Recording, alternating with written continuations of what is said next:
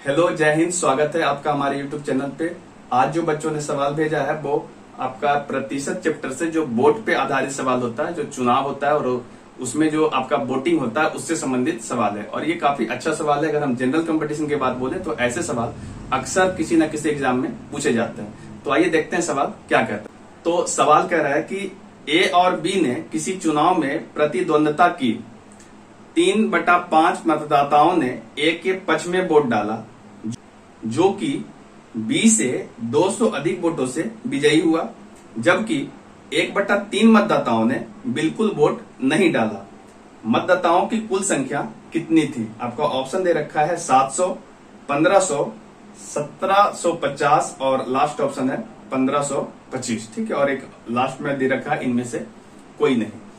तो इस सवाल को बनाने के लिए सबसे पहले हम ये एज्यूम कर लेते हैं कि जो टोटल वोटर है वो एक भाग है। क्योंकि आपका जो सवाल है वो आपका भाग में दे रखा है, तो हम भी उसको भाग में ही मान लेते हैं ताकि आपका कैलकुलेशन थोड़ा आसान हो जाए।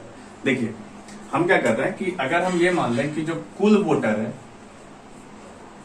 कुल वोटर वो अगर एक भाग है, सपोज एक मान लिया, तो इसमें से 1/3 हिस्सा तो वोट दिया ही नहीं है। दैट मीन्स ये कि 1 माइनस 1/3 अगर हम करेंगे तो ये वैल्यू 2/3 बचेगा। इतना ही वोट पड़ा है। ठीक है, और जितना वोट पड़ा है उसमें से ही ए और बी को मिलेगा।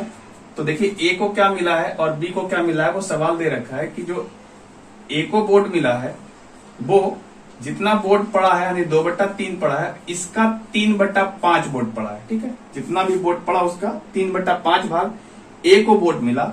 और बी को कितना मिला होगा, तो 2/3 तो ये आपका था ही टोटल, उसमें से ए को हटा देंगे तो ए को कितना मिल रहा है, तो 3 दूनी 6/15।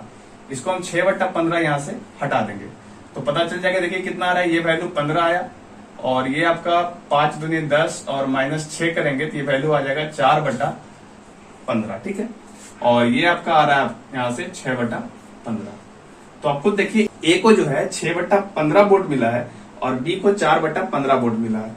अगर हम यहां से देखें, सवाल के हिसाब से बोला गया है कि जो ए है वो 200 वोट से जीता है, मतलब 200 वोट ज्यादा लाया है। इसका मतलब इसमें अगर इसको हम घटाएंगे तो वो 200 के इक्विवेलेंट होगा। तो 6/15 में अगर हम 4/15 घटा देंगे, 6/15 में यदि हम 4/15 को हटा दें तो ये वैल्यू 200 के समतुल्य मिलेगा। ठीक है, और इसको हम सोल्व करेंगे तो वैल्यू देखो 2/15 मिल रहा है, तो 2/15 समतुल्य हो गया 200 के। ठीक है, अब आपसे पूछा है कि कुल वोटर कितने हैं, तो कुल वोटर को हमने एक माना था, यानी एक भाग था, तो हम इसके एक भाग का मतलब निकालेंगे तो ये वैल्यू आ जाएगा 200/2 और ये 15 चला जाएगा ऊपर, तो ये 2 से काटेंगे तो ये 100 आ जाएगा, और 15 को 100 से मल्टीप्लाई करेंगे तो 1500 आ जाएगा। इस प्रकार से जो आपका कुल वोटर होगा वो 1500 होगा। ठीक है, उम्मीद है आपको ये सवाल समझ में आया होगा।